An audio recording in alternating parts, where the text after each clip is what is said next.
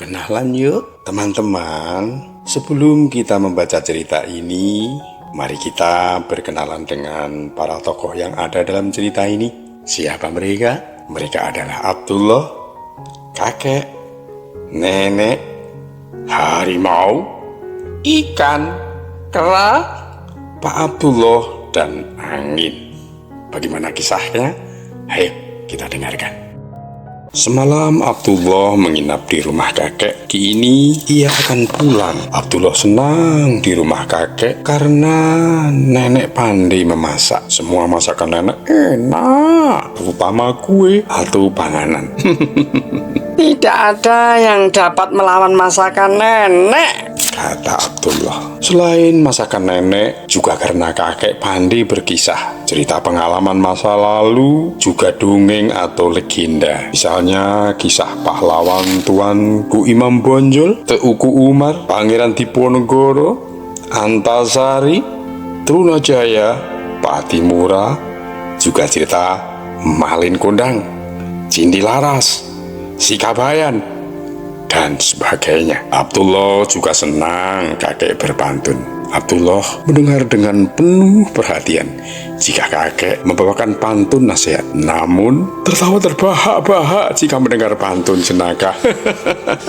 Hati-hati di jalan, sampaikan salam untuk emak dan bapak. Pesan kakek dan nenek. Iya kak, pesan kakek dan nenek akan kusampaikan pada emak dan bapak. Aku selalu mengingatnya, kata Abdullah sambil melambaikan tangan. Dengan senyum kakek dan nenek membalas lambaian tangan cucunya, dan baru beranjak setelah cucunya tak terlihat, hilang di kelok jalan. Semoga Tuhan selalu melindunginya. Nenek berdoa lirih. Aku merasa sangat bahagia mempunyai cucu sepertinya, gumam kakek. Dalam perjalanan pulang, Abdullah melewati hutan. Ia tidak takut karena hutan itu tidak terlalu luas. Ada jalan setapak yang sering dilalui orang. Apalagi ia telah berkali-kali melewati hutan ini. Kadang dengan emak dan bapaknya, kadang pula dengan kakek dan nenek. Akan tetapi pagi ini ia berjalan sendiri. Di tengah hutan ia melihat seekor harimau terperangkap. Harimau itu terlihat sangat sedih. Aduh, Abdullah, aku terperangkap. Tolonglah, kau pasti bisa membuka perangkap ini, kata harimau. Abdullah berhenti. Ia memandang harimau dalam perangkap. Harimau menitikkan air mata, menangis. Abdullah, kasihlah aku, keluarkan aku dari perangkap. Harimau mengulang permintaannya Abdullah merasa iba melihat harimau menangis. kasihan, kata Abdullah dalam hati. ia tampak sedih. Mungkin ingat anaknya yang sedang menunggu di rumah. Mungkin anak-anaknya juga menangis karena lapar. Sejak kemarin belum makan. Sungguh kasihan. Abdullah, peluk aku.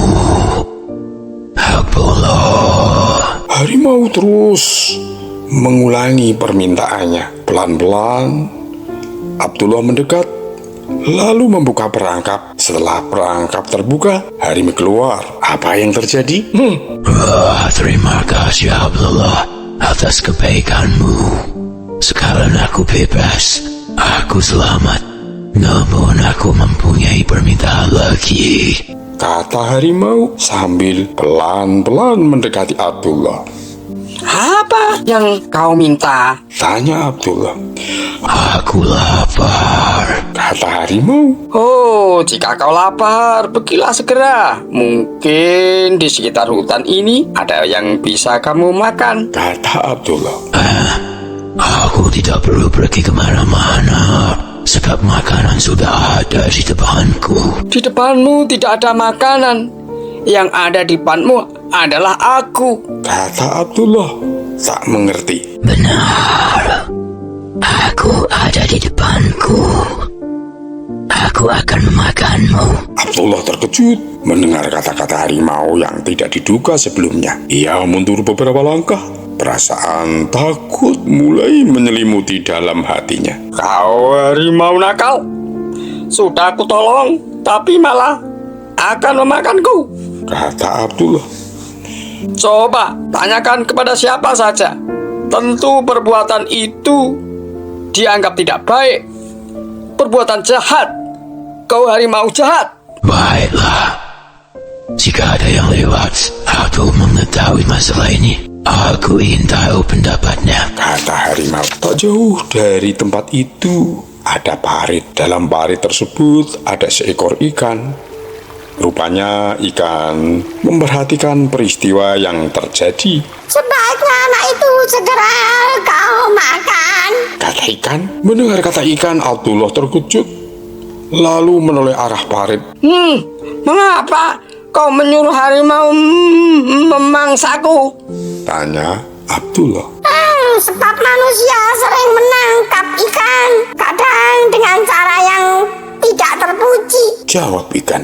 Dengan cara apa tidak terpuji? Apa maksudmu? Tanya Abdullah lagi. Umpamanya dengan menebar racun atau jenuh di hulu sungai, akibatnya semua hewan yang berada di sungai mati. Banyak hewan yang mati sia-sia karena tidak dimanfaatkan. Manusia juga sering mengotori air sungai dengan membuang sampah atau limbah pabrik. Nah, itulah alasanku mengapa aku menyuruh harimau segera mengerkamu. Jawab ikan. Baru saja ikan selesai berbicara, ada seekor kera lewat. Kera berhenti lalu bertanya, apa yang terjadi? Abdullah segera menceritakan kejadian yang dialaminya. Wah, berkabar sebenarnya itu, kata kera setelah Abdullah selesai bercerita. Mengapa kau menyuruh harimau menerkamku? Tanya Abdullah.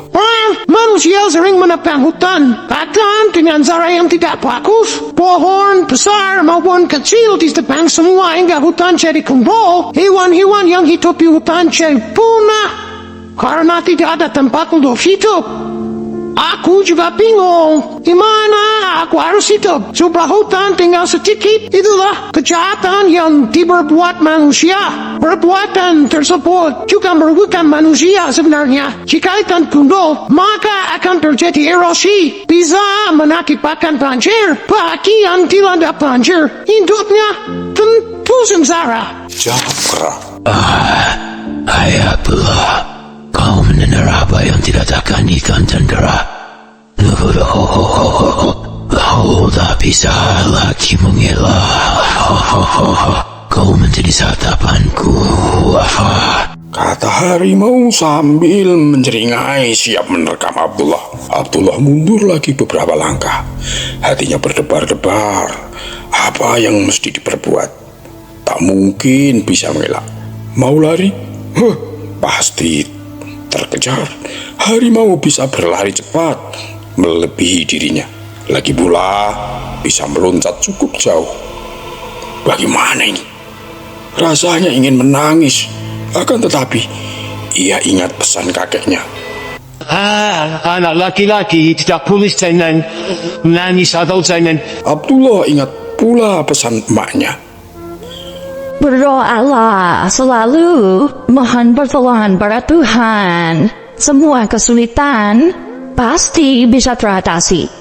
Lalu Abdullah berdoa. Tiba-tiba ada suara. Angin pun datang. Rupanya angin juga ingin angkat bicara. Apa kata angin? Seru angin. Debar hati Abdullah semakin menjadi. Ia merasa tak punya harapan lagi. Mengapa kau juga menyuruh harimau menerkamku? Tanya Abdullah pada angin yang mengembus. Abdullah, kamu pasti tahu bahwa semua makhluk tidak dapat hidup tanpa angin atau udara. Akan tetapi manusia sering berbuat buruk terhadap angin. Mereka mengotori udara dengan asap botol, asap kendaraan, asap pabrik. Jawab angin. jika hal itu dibiarkan terus, udara semakin kotor, dapat mengganggu kesehatan, mengganggu ketahanan hijau. Masuk akal juga, tapi aku tak mau dimangsa harimau, kata Abdullah dalam hati. Hai Abdullah, aku sangat lapar. Aku segera menerkam pupukmu. Seru harimau sambil membuat ancang-ancang untuk menerkam. Tiba-tiba terdengar seorang berseru keras. Tunggu! Abdullah dan harimau menoleh ke arah suara. Siapa yang datang dan menyeru? Ternyata yang datang Pak Abdullah. Apa yang sedang terjadi? Tanya Pak Abdullah. Wajah Abdullah berubah jadi berseri. Debar hatinya mulai surut. Ia lalu bercerita peristiwa yang terjadi. Aku akan memutuskan perkara ini dengan adil dan bijaksana, kata Pak Abdullah. Tetapi aku ingin melihat permulaan peristiwanya. Coba masukkanlah lagi ke dalam perangkap. Tanpa curiga, harimau masuk dalam perangkap. Sebelum ku buka perangkap dalam keadaan terkunci, coba kunci kembali perangkap itu, kata Pak Abdullah. Abdullah segera mengunci perangkap. Nah, begitulah seharusnya. Sudah ditolong, tidak mengucapkan terima kasih, dengan tulus malah mau mencelakai,